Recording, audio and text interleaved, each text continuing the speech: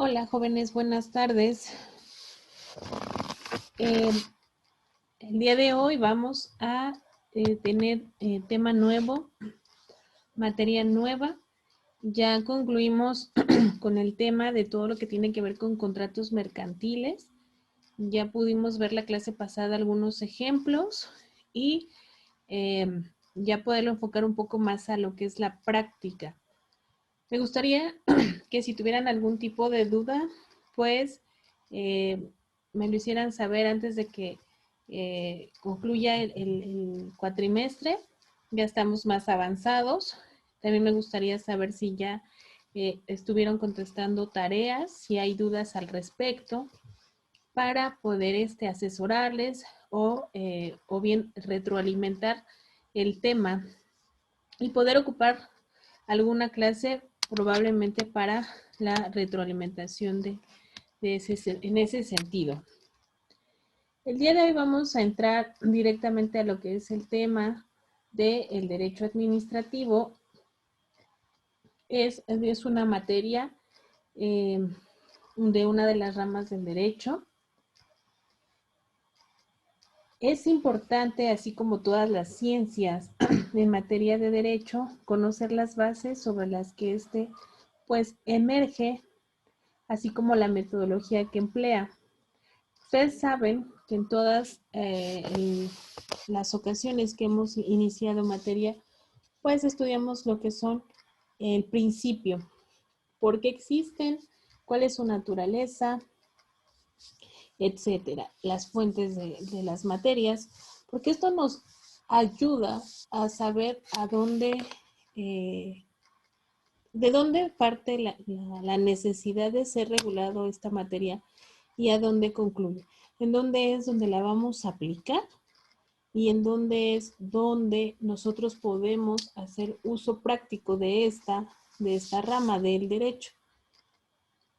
En este caso, pues es particularmente necesario hacerlo en materia de derecho administrativo. Esto por su complejidad y la falta de cohesión y de sistematización que en él hay. Es decir, hay muchísimas materias involucradas, entonces es importante hacer precisamente este análisis metodológico de la materia.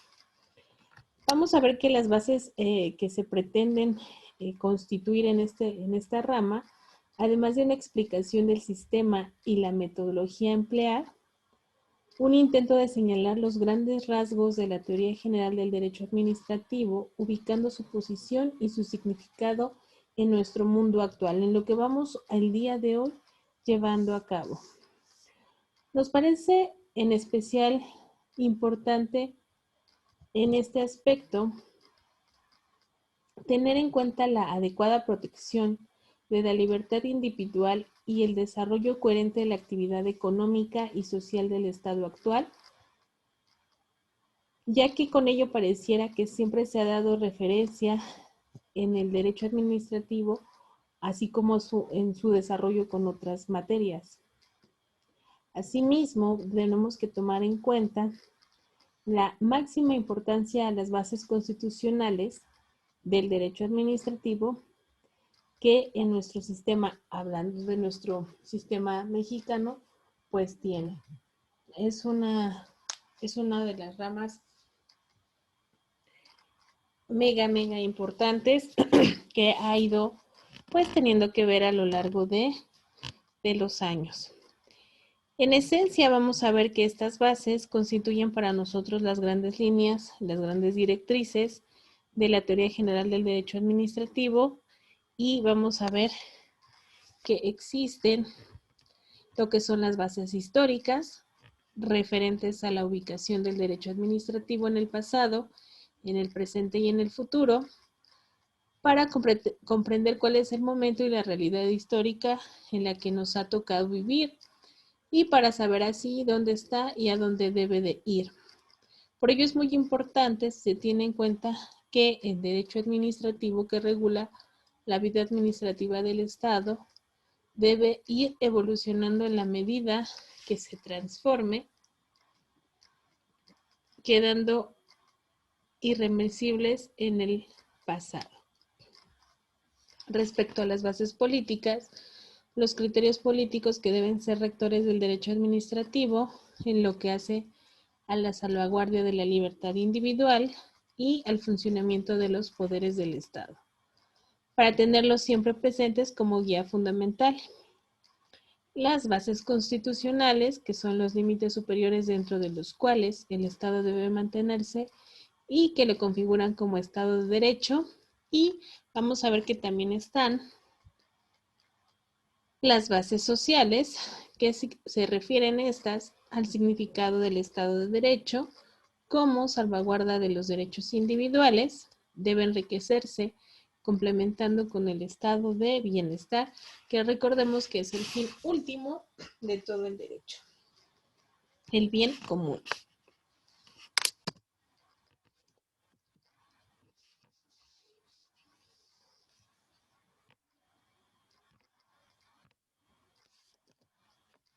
Y bueno, entonces aquí vamos a ver cómo se desarrollan precisamente estas bases.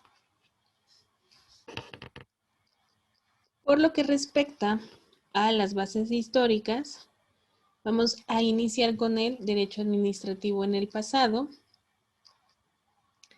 Y vamos a ver que hay un tema en el estado de policía. El derecho administrativo, en cuanto conjunto de normas jurídicas positivas que han regulado las relaciones del Estado como los administrados, puede decirse que tal vez así ha existido siempre desde el nacimiento del Estado. Sin embargo, aquí hay que tener en cuenta la existencia de ese conjunto de normas no ha sido suficiente para dar lugar inicialmente a la creación de una disciplina científica o técnica, simplemente porque es probable que nunca existiera conciencia de que se tratara de una relación entre sujetos diferentes. No había esa calidad de entendimiento. Históricamente, esta época coincide en su mayor parte con las monarquías absolutas, dando origen de tal modo a una serie de principios jurídicos idénticos que podría decirse que esta época del derecho administrativo se agotan en un único precepto jurídico que establece un derecho ilimitado para administrar. No se reconoce ninguna clase de derechos al individuo frente al soberano. El individuo es completamente como objeto del poder estatal antes que como sujeto que se relaciona con él. Aquí vamos a poner un ejemplo como puede encontrarse. Esto es que no era una regla, pues también puede hablarse de sistemas similares a la negación de él mismo.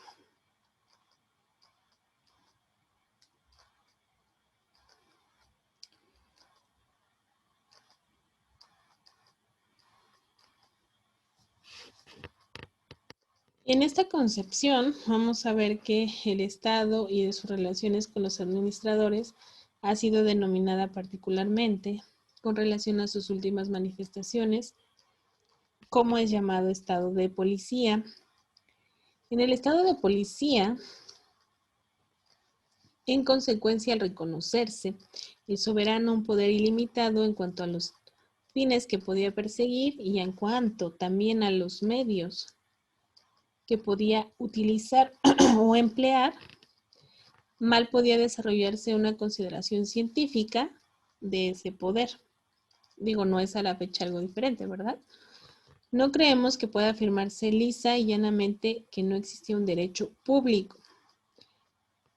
Y aquí vamos a citar a Mayer, quien dice que incluso ese principio del poder ilimitado y las normas de él emana constituyen un cierto ordenamiento positivo, pero si al menos puede sostenerse que no existía en absoluto una rama del conocimiento jurídico en torno a este.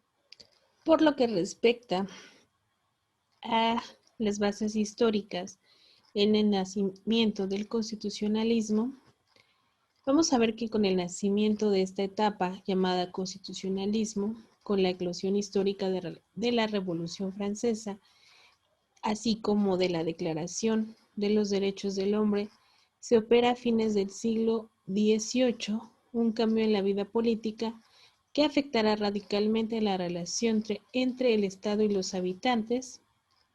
Ya no se dirá que el Estado, el soberano, puede hacer lo que le plazca, que ninguna ley lo obliga, que nunca comete daños, sino por el contrario,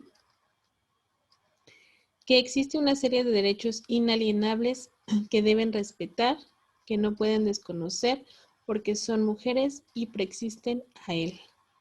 Comienza una larga y difícil lucha contra la inmunidad del poder.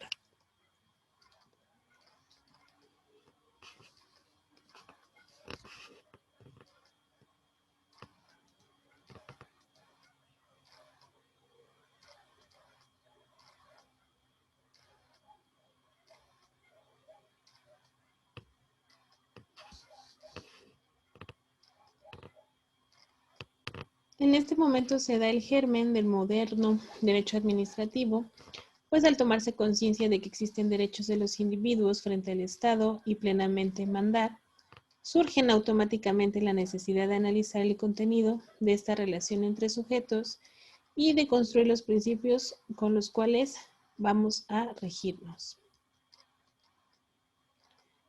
No fue una etapa fácil el cambio de estado de policía a estado de derecho en lo que respecta al derecho administrativo, y ello es así porque es lógico, el cambio institucional no se produjo pues de un momento a otro, sino que tuvo sus espacios largos y una manifestación en todos los aspectos, tanto positiva como negativa. El reconocimiento formal y universal de los derechos del hombre frente al Estado no hace más que marcar el jalón más importante de una evolución histórica que se remonta más atrás y que no termina pues tampoco allí.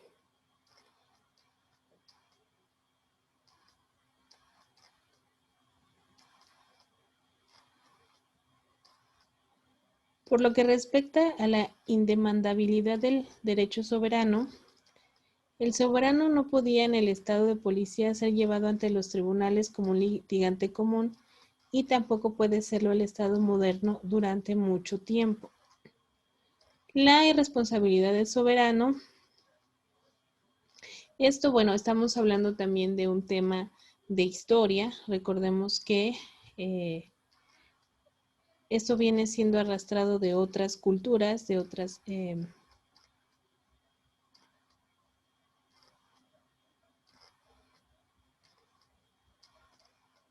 temas, ¿ok? Correlativamente con lo que se ha mencionado,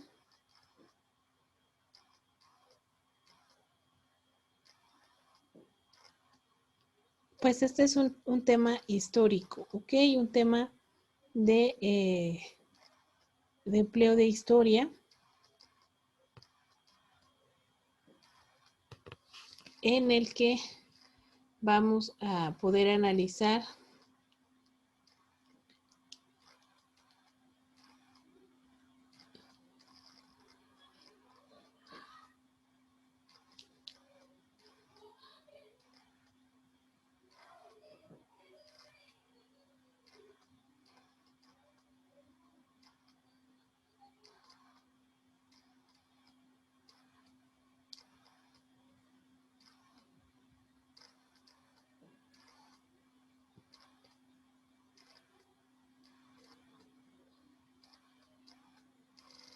así como tenemos una historia de unas bases políticas, unas bases constitucionales y unas bases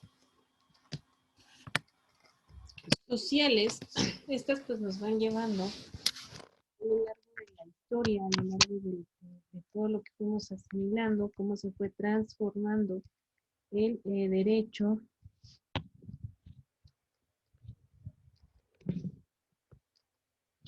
a lo largo de la historia.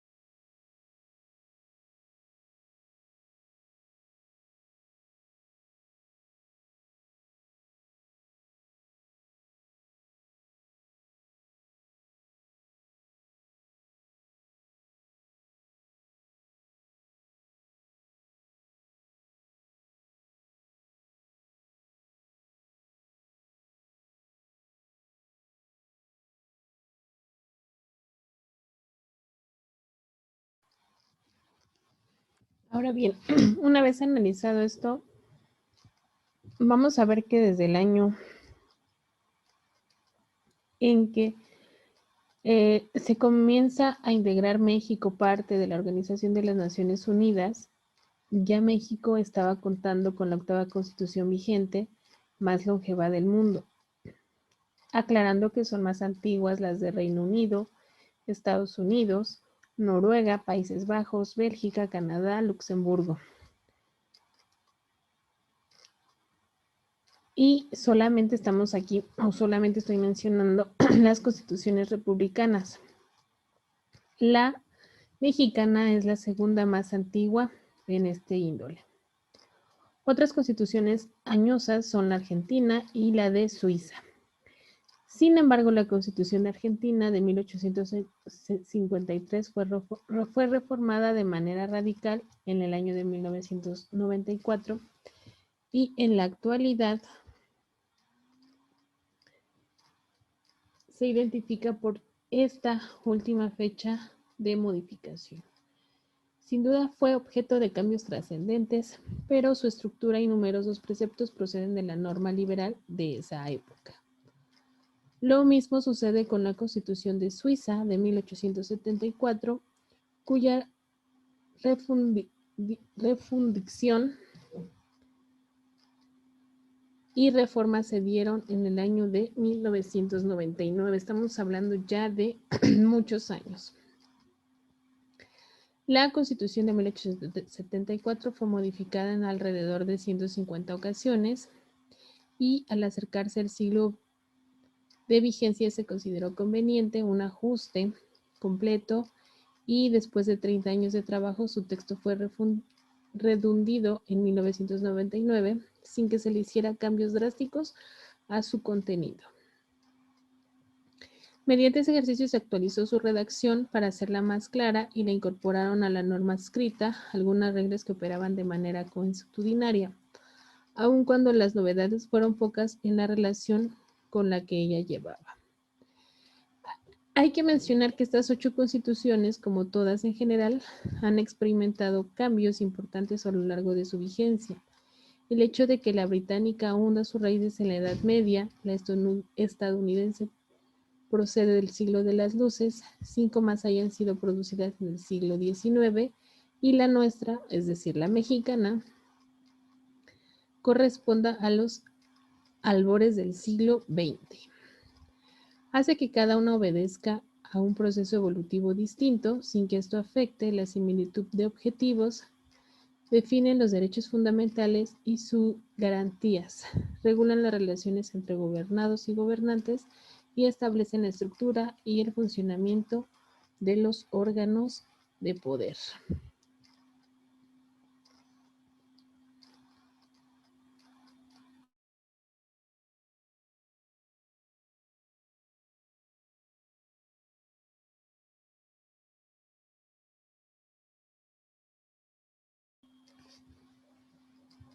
Adecuado a su propio entorno social y cultural.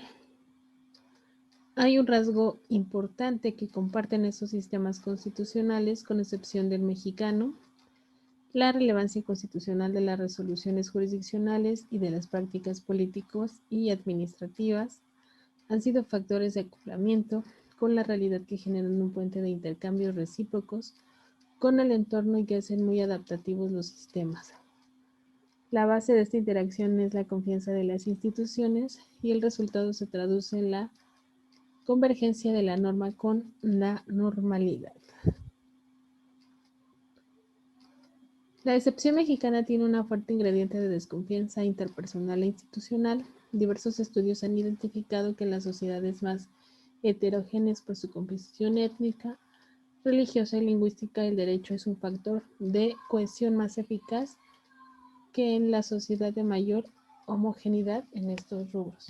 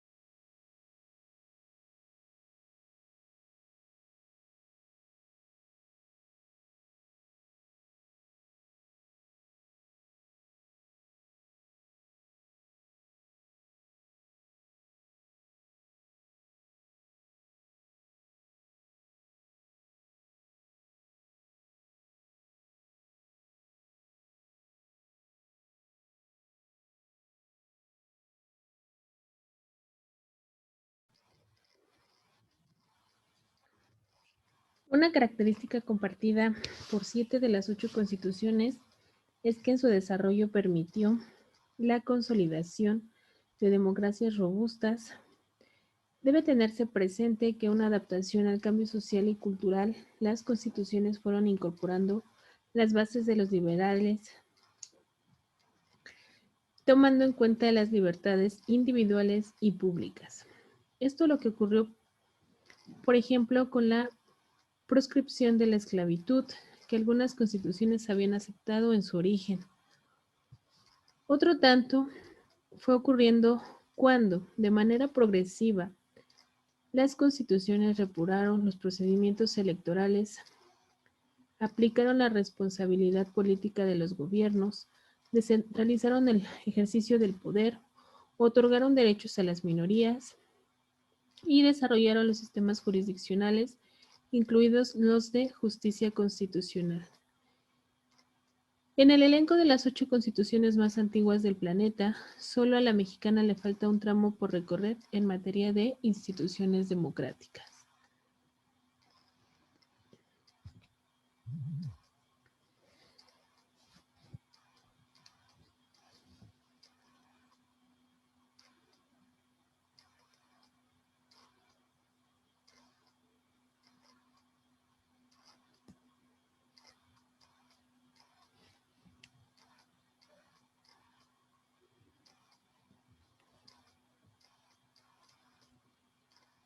Aunque la Constitución se utilizó desde la antigüedad romana y se retomó en la Edad Media, y a pesar de que se identifica la Carta Magna de 1215 como la primera constitucional formal, en realidad el concepto moderno es posterior.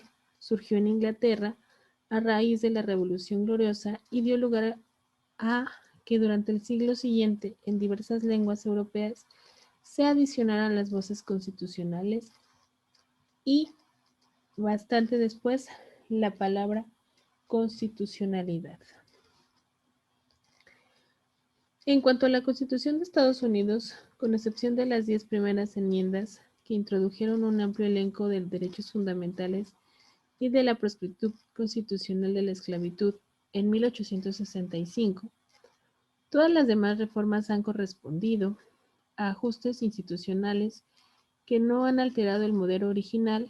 Las modificaciones formales son solo 27, si bien muchas más han operado a través de las decisiones jurisdiccionales e incluso algunas se deben a las prácticas constitucionales. Por ejemplo, las facultades de investigación del Congreso no figuran en la Constitución y son el resultado de decisiones políticas que acabaron siendo aceptadas como parte del sistema de libertades y de responsabilidades que establece la propia norma suprema.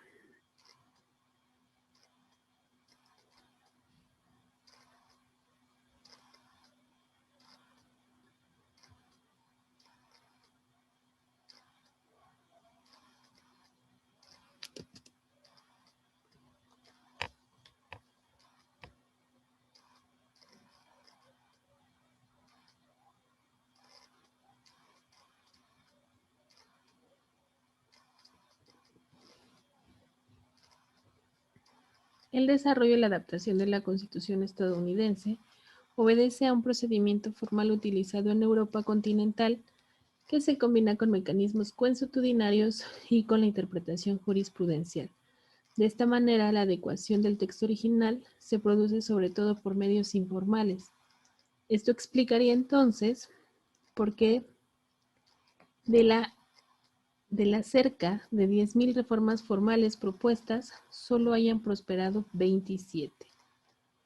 Esta clase de reformas requieren el voto favorable de 2/3 de cada cámara y de 3/4 partes de los congresos locales. Aunque también está prevista la posibilidad de una convención susceptible de ser convocada por 2/3 de los estados. Hasta ahora la reforma adoptada de manera más expedita ha sido la número 26, para permitir el voto a partir de los 18 años de edad, que entró en vigor en 1971 y cuya ratificación tomó apenas 3 meses. En tanto que la siguiente reforma, la número 27, relativa a las percepciones de los legisladores, tomó 203 años para ser ratificada por los estados. En el caso de Noruega, la Constitución tuvo una orientación democrática y social desde su inicio. El artículo 107 disponía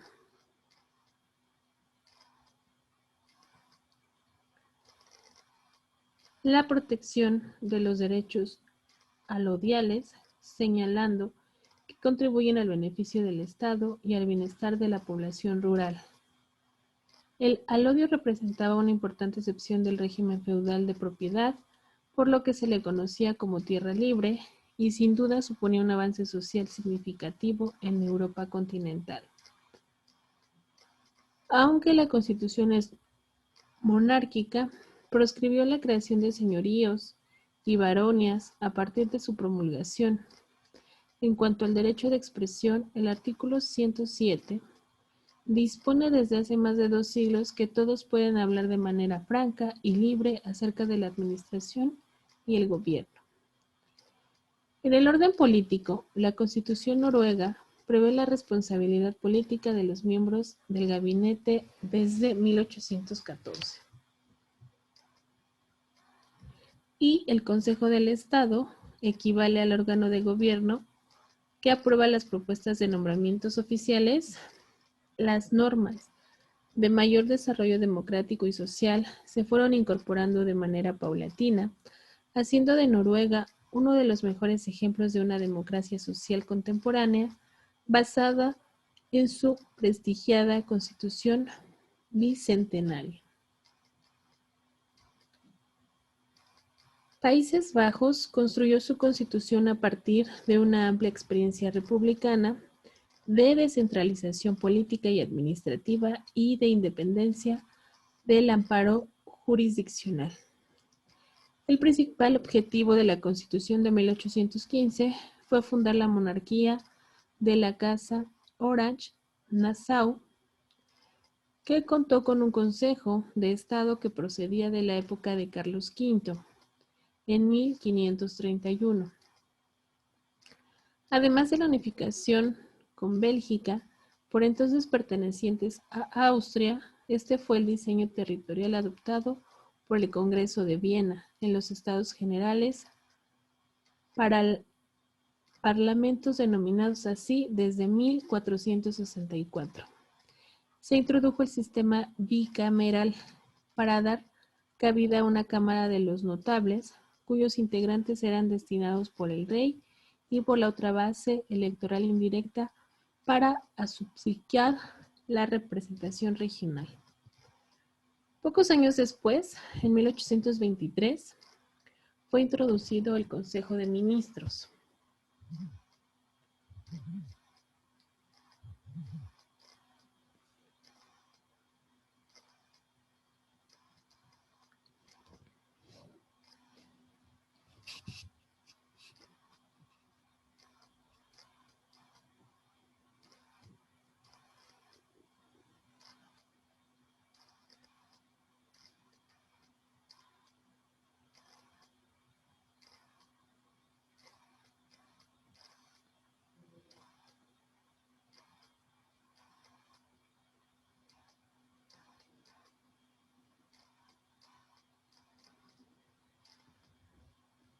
El gran giro democrático de la Constitución neerlandesa se produjo en el año de 1848 al introducir la responsabilidad política de los ministros, la elección directa de la segunda cámara y la elección indirecta de la primera.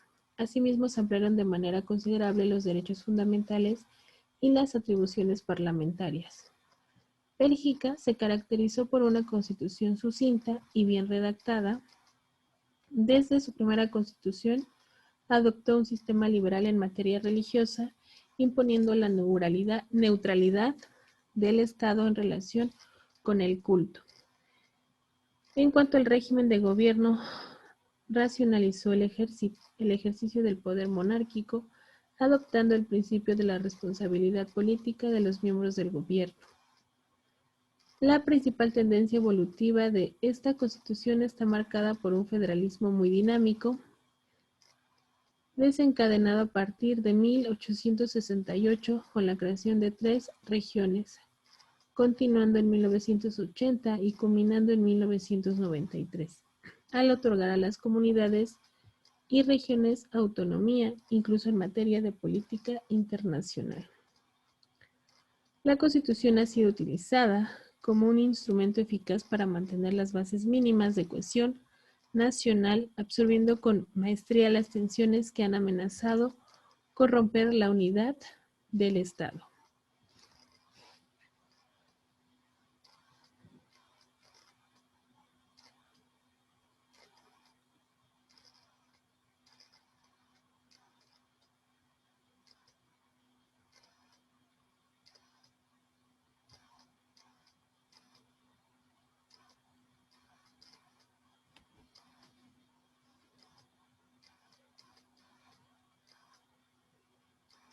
Otra disposición que ha sido esencial para perseverar la vigencia de esa norma que se aproxima a su segundo centenario es el artículo 198, adicionado en 1993. Conforme a este precepto se facultó el Parlamento para que, sin tener que aplicar el complejo mecanismo de la reforma constitucional, se produjera a modificar el orden de los preceptos y de sus divisiones, e incluso a cambiar la terminología constitucional para darle uniformidad y coherencia. Gracias a esta norma fue posible refundir o reordenar el texto e imprimirle la lozanía de una constitución contemporánea. De los 139 artículos originales, la actual norma suprema belga pasó a 201. Si se cortejan la antigua y la nueva redacción, se verá que son textos distintos en cuanto a su contenido, pero los belgas optaron por no interrumpir la permanencia simbólica de su primera constitución. Es un caso de adaptabilidad sin solución de continuidad que ha permitido sortear rupturas traumáticas sin obstaculizar el procedimiento constitucional. Canadá presenta un caso especial en cuanto a su Carta Magna, pues fue adoptada en el año de 1867 por el Parlamento británico. El poder ejecutivo siguió depositando en el monarca británico lo más importante del Parlamento de Westminster, y este conservó la facultad de reformar el documento constitutivo canadiense. Fue en 1982 cuando cambió el nombre oficial de aquel decreto por Constitución, y cuando, a solicitud del Parlamento canadiense, el Parlamento británico accedió a transferir a Canadá el derecho de reformar su constitución. Esta singular decisión se basó en la experiencia canadiense de patriar su potestad constituyente. La expresión patriar fue acuñada en Canadá en inglés y en francés en los años 70 del siglo pasado y no existe en ninguna otra lengua. Denotaba la demanda de ejercer facultad soberana de constituirse por decisión propia.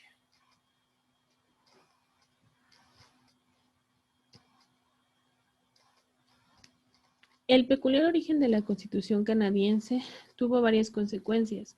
Por un lado, el país no cuenta con un documento único que contenga todas las reglas de organización y funcionamiento de los órganos del poder, y además dio lugar a que se desarrollaran costumbres constitucionales en relación con instituciones que no estaban reguladas de manera formal. Por ejemplo, las figuras del primer ministro federal y de los ministros principales de las diferentes provincias no aparecen en el texto constitucional, solo reciben una situación de manera accidental sin precisar su forma ni la investidura de sus funciones.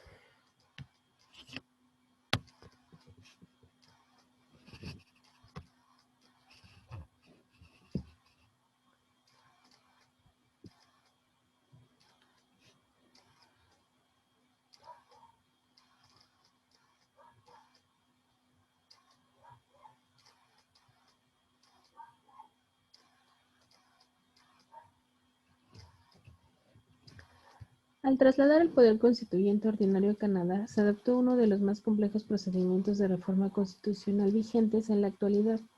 Esto explica que el país tenga una constitución que procede del siglo XIX, aunque la estructura actual del poder y de sus relaciones con los gobernadores diste mucho de ser hoy, como fue entonces. Luxemburgo presenta un caso de reordenamiento constitucional análogo a belga y al suizo. El texto original es de 1868, que corresponde al de su cuarta constitución formal.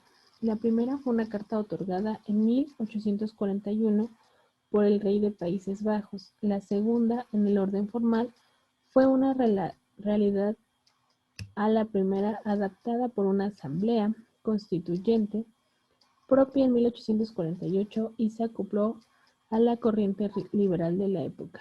En 1856 se produjo una recaída monárquica tradicionalista que fue superada de manera definitiva por el establecimiento de la monarquía constitucional en 1868 con la norma suprema todavía en vigor.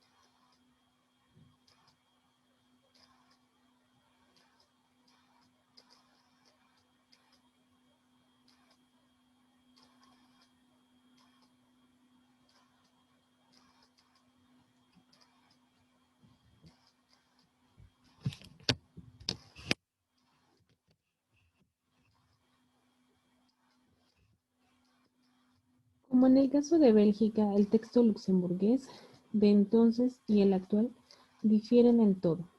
Fueron abolidos los tratados secretos, se estableció el sufragio directo y se le otorgó ese derecho a la mujer, se incorporó el derecho del trabajo, a la seguridad social y a la sindicalización.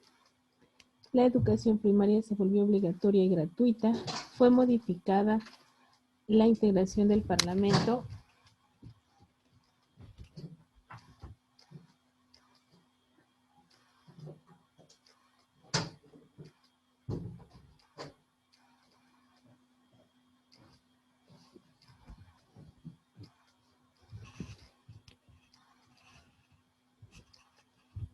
e introducida la representación proporcional.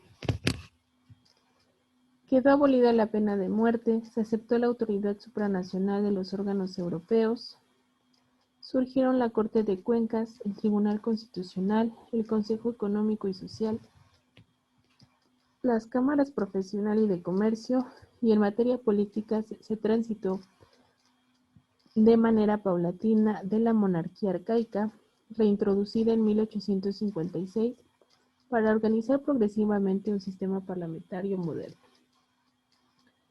Al igual que en el caso de Belga, se ha seguido un camino largo que ha permitido constituir una constitución nueva, sin generar el rechazo por parte de una sociedad de tendencia conservadora.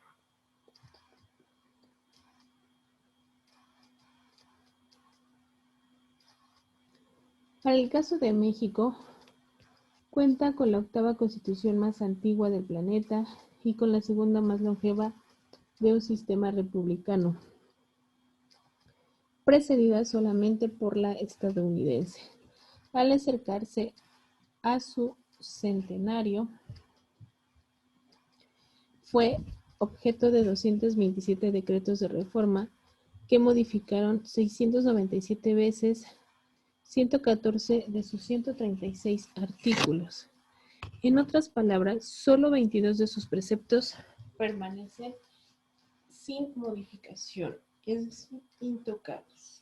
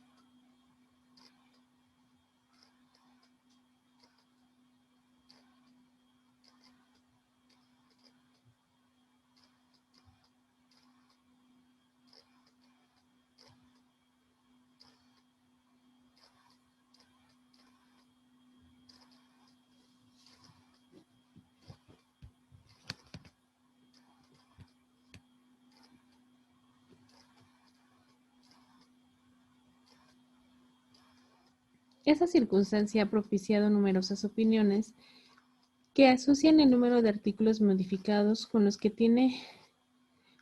se tiende a llamarse parches constitucionales. Si entendemos por parche una cosa sobrepuesta que desdice a la principal, la expresión resulta peyorativa e inexacta.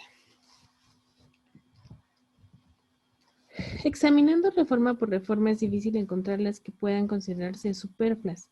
Más todavía, una rápida mirada lleva a advertir que sin las reformas introducidas no habría derecho de voto para la mujer, seguridad social, Corte Constitucional, representación política proporcional, objetividad electoral, igualdad jurídica de mujeres y hombres, vivienda social, acceso a la información, mar patrimonial, ni se habría actualizado instituciones como las referidas a los derechos humanos, el juicio de amparo, al sistema universitario autónomo, a la tenencia de la tierra, a la distribución federal de competencias, a la organización municipal y a la supremacía del Estado en relación con las iglesias, son ejemplos de lo que se ha logrado a merced de estos cambios constitucionales.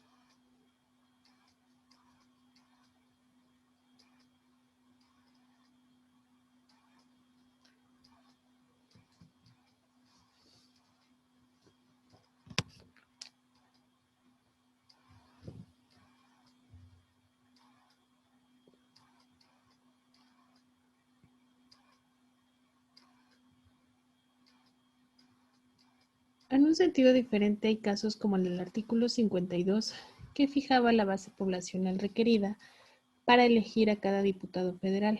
Este precepto tuvo que ser adecuado a los datos censales en 6 ocasiones hasta que en 1977 se determinó un número preciso de 300 diputados de mayoría para integrar la Cámara correspondiente, con independencia de la composición demográfica de los distritos. La escritura de la Constitución ha variado con el tiempo. Durante la primera etapa del periodo de hegemonía de partidos, las reformas eran muy puntuales. En la segunda etapa, de transición hacia la democracia, las fuerzas opositoras exigieron un mayor desarrollo en el contenido de la Constitución para no quedar expuestas a que el contenido de los acuerdos fuera matizado o incluso modificado por el partido mayoritario. Por sí solo, en la legislación ordinaria, la tercera fase se dio cuando el propio partido hegemónico advirtió que se aproximaba el momento de perder la mayoría del Congreso y tampoco corrió el riesgo de que fuera la oposición quien aprovechara la generalidad de los preceptos constitucionales para decidir sobre la organización y el funcionamiento del poder a través de la ley ordinaria. La transmisión de una etapa a otra no puede establecerse con precisión cronológica, porque corresponde a la adaptación progresiva de estilos de negociación y concertación de acuerdos entre las fuerzas políticas nacionales.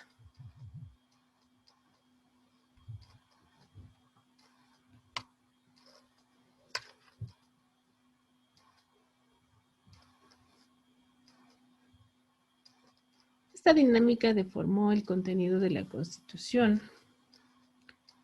y le imprimió una dinámica hasta ahora irreversible, pues en tanto que la norma suprema se ha saturado de detalles, cada vez que se hace necesario un ajuste incluso menor, tiene que ser reformada y de nueva cuenta se le siguen incorporando otras particularidades que acentúan la distorsión de un carácter de norma general. Esto tiene mucho que ver con la desconfianza de los agentes políticos se profesan entre sí y que ha acabado por transcribirse también al cuerpo social. Una característica de los sistemas constitucionales más desarrollados consiste en el alto nivel de desconfianza que las instituciones inspiran y esto a su vez guarda una relación con la adhesión espontánea a las constituciones en tanto que son la fuente de confianza pública.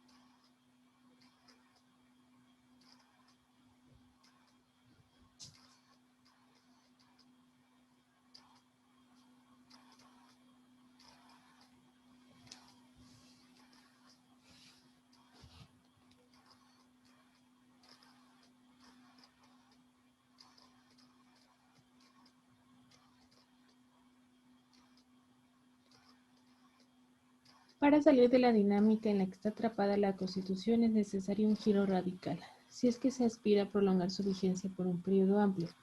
Es necesario reordenar el texto, pues presenta errores técnicos en cuanto al acomodo de su articulado, agravado con el discurso del tiempo. Solo por poner un par de ejemplos: un órgano autónomo como la Comisión Nacional de Derechos Humanos, o una dependencia del Ejecutivo como la Procuraduría General de la República figuran en el capítulo del Poder Judicial.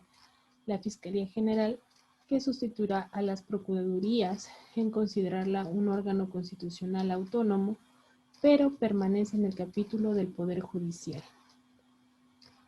Además de la reordenación para colocar su contenido donde corresponde el texto constitucional, requiere de una nueva redacción que facilite su lectura y su reforma ulterior. No debe perderse de vista que las constituciones son normas no proclamadas, además del rigor normativo.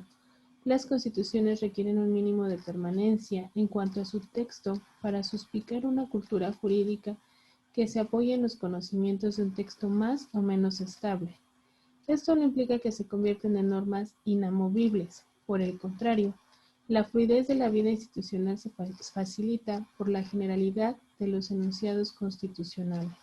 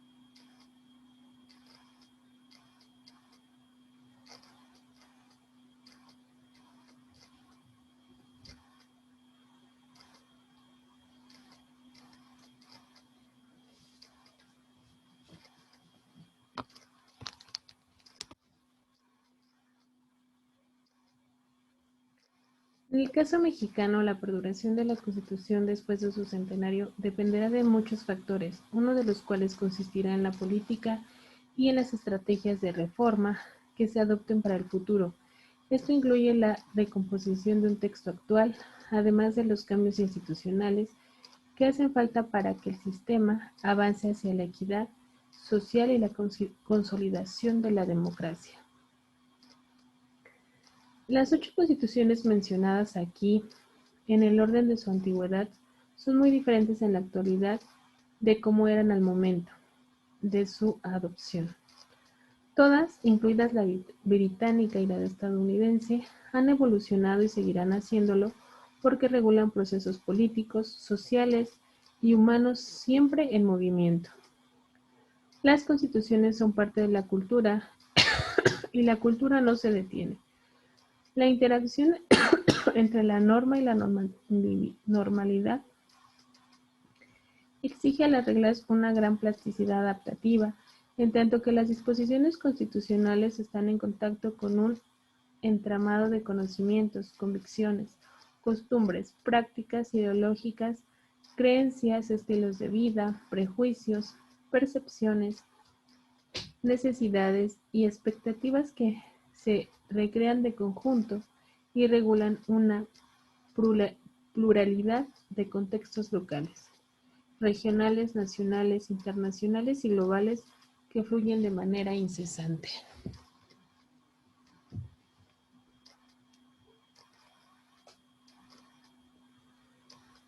Las constituciones más adaptables en su entorno son las menos formales.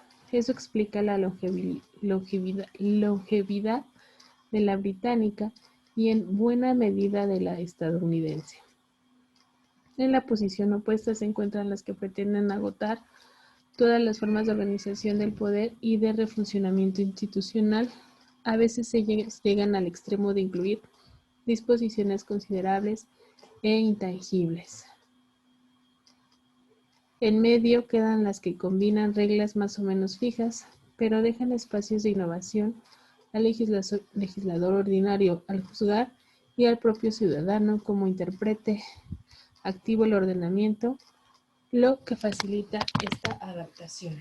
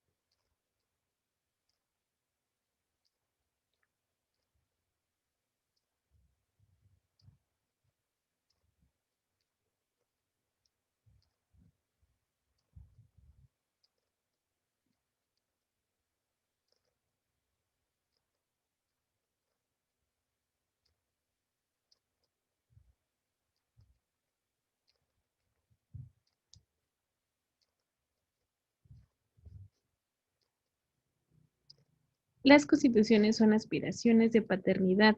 Pasan por alto que las sociedades entiendan las reglas como un referente que hace previsible y predecible el ejercicio del poder, pero sin inhibir la dinámica propia de la actividad y la de la creatividad social.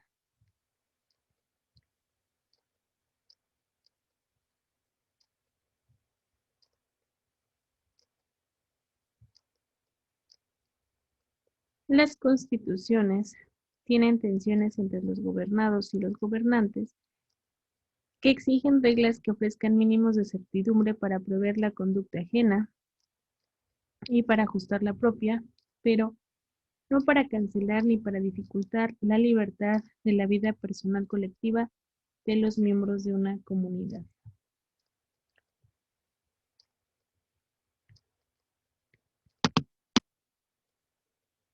Además, los intereses dominantes en cada momento se proyectan hacia una multiplicidad de direcciones y la experiencia dice que no es posible ofrecer respuestas inmutables para todos ellos porque esos mismos intereses fluctúan. Una de las lecciones que deja el fracaso de las constituciones comunistas fue considerar que bastaba con atender los intereses de clase. De todas las formas de organización constitucional, esta ha sido la más efímera de la historia, pero no por el simplismo de atribuir su caída a la hipoteca sagacidad de los dirigentes conservadores de Estados Unidos, Gran Bretaña y el Vaticano, ni por la suposición de que había que reemplazar el hermetismo político por la apertura de mercados. El problema tampoco estaba en el tamaño del Estado. Lo que sucedió fue que en los países del bloque comunista se quiso utilizar la construcción, que es un instrumento de libertad, con las pretensiones de edificar una doble índole.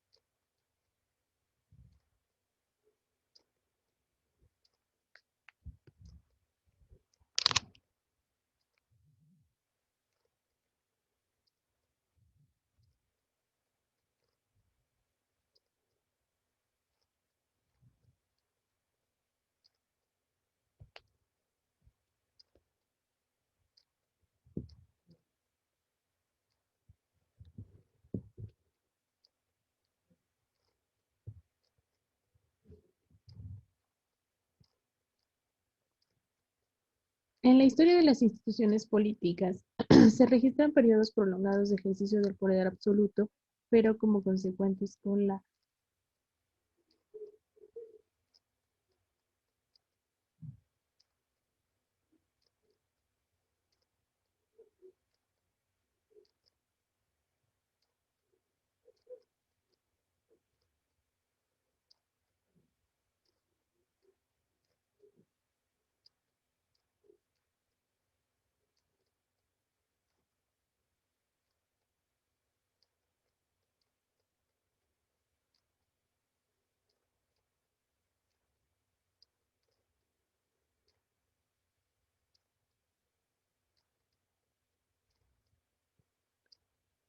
Ahora bien, las contradicciones se han vuelto explícitas no solo en el mismo de sustentar, sin embargues, una teoría del poder absoluto y ejercerlo así, que pretende justificar un poder concentrado con argumentos de apariencia democrática. Las constituciones organizan el poder y definen su funcionamiento y su relación con sus destinatarios, entendida en un sentido sencillo como ese, toda estructura de poder, incluso la más primitiva, ha tenido siempre una constitución. Las ideas moderna y contemporánea de constitución le atribuyen otras funciones más complejas, porque también regulan procesos más intrincados y se dirige a sujetos más preparados. Hoy se trata de regular sociedades abiertas, y esto no se puede conseguir con instituciones y con normas cerradas. La textura de la norma tiende a ser tanto más abierta como más lo sea el ámbito plural que va a regular. Para un ordenamiento constitucional, esto significa que debe constituirse enunciados con la precisión necesaria para dar certidumbre y con la amplitud suficiente para dar libertad. El éxito de las constituciones está en alcanzar un diseño que resuelva de manera satisfactoria la educación de seguridad con la libertad.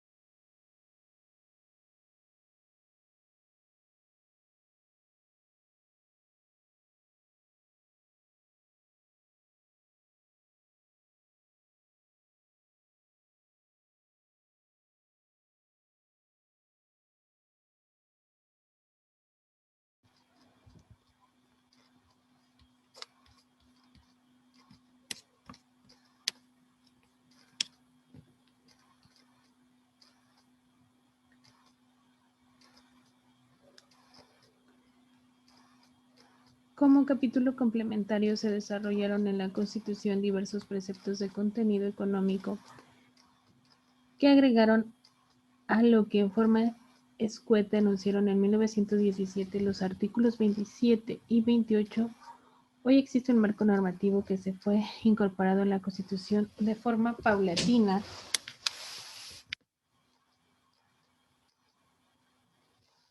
cuya sistematización permite advertir sus profundas implicaciones.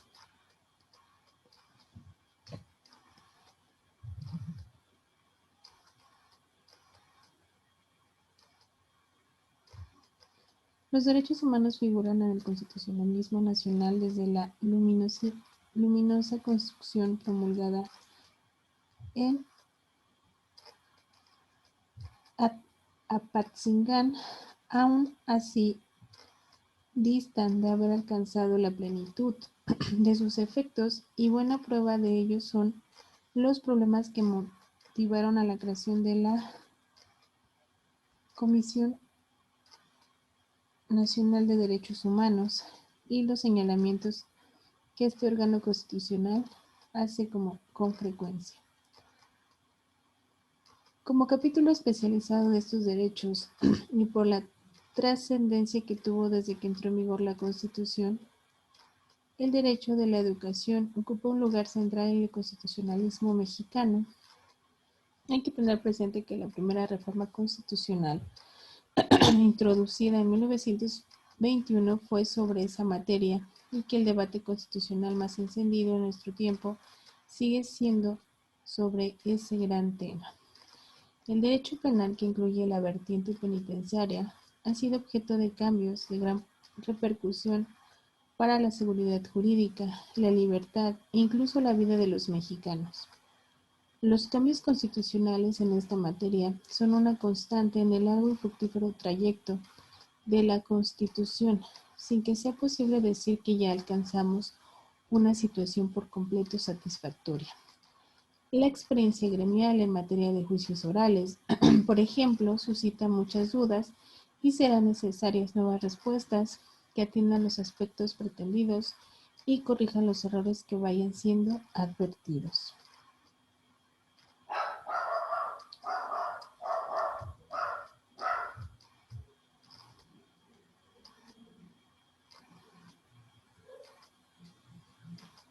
El derecho municipal tuvo un desarrollo más pausado, entre otras cosas, porque la tarea constructiva del municipio tuvo un periodo de maduración muy amplio. El marco normativo construido en 1917 dejó de abordar, por lo que fueron necesarias reformas en 1882 y 1983. Aún así, hay numerosos aspectos todavía sin atender, como el servicio civil municipal y las formas eficaces de resolver los problemas de cooperación intermunicipal.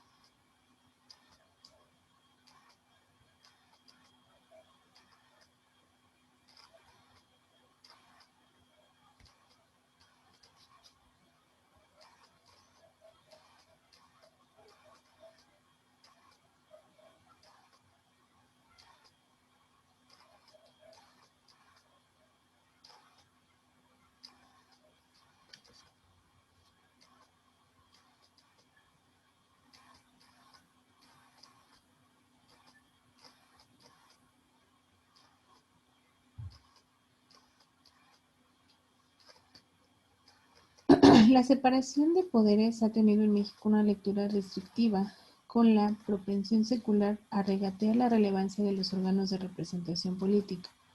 La Constitución todavía no constituye instrumentos adecuados de control político, indispensables en la totalidad democracia consolidada.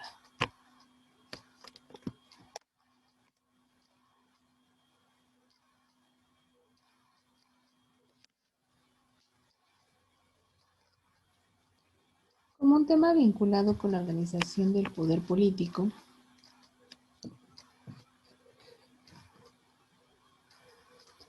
También el derecho administrativo ha tenido una evocación relevante. Esta es una rama del derecho público muy desarrollada desde el siglo XIX. No obstante, hay nuevas vertientes que reclaman estudios sistemáticos, como el que se incluye en la serie de varios libros y de varios autores. Tal es el caso de la proliferación de los organismos constitucionales, cuya presencia perpetúa en el funcionamiento de la separación de poderes. La gama de esos órganos ha crecido sin que la acompañante una idea rectora que le imprima homogeneidad en su diseño constitucional. Asociado con la cuestión de la separación de poderes, conviene tener presente el progresivo avance de la justicia constitucional. También en este caso se trata de una invocación más o menos reciente si se tiene en cuenta que las acciones de inconstitucionalidad y las controversias constitucionales solo aparecieron en nosotros en el año de 1995 y que aún nos faltan las cuestiones de constitucionalidad y la acción popular de inconstitucionalidad, para mencionar apenas un par de instituciones por construir.